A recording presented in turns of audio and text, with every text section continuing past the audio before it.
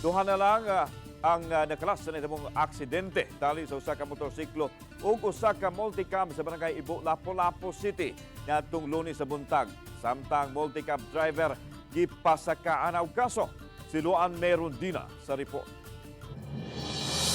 Kahapon lang sa buntag, gipahibaw sa mga anak sa magtiayong Torregosa nga naarang-arang na ang pamati sa 64 anyos nilang amahan nga si Desiderio.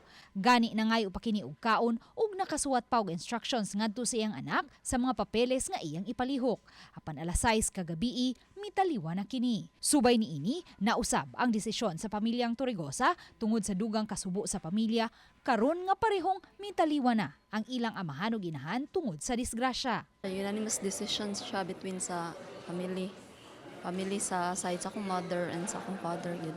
Kana lang sa gyud file sa wala pa ko nagkuhan kay bombarded pa manggod ako na karon. Instead nga mag-ariglo sila, i-file na lang yun ang reckless imprudence resulting to multiple homicide.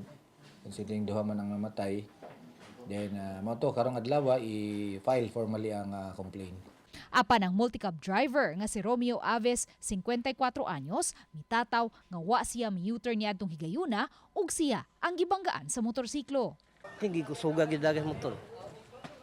Kaya pag overtake niya sa dump truck, tanaw na ko dump overtake niya sa motor, lihay ko. Pag lihay na ko, dito ko niya, igo. Utong ko nga, piyong kay ako may igo. Motor pagka-impact, lagpod sa padulong da plane.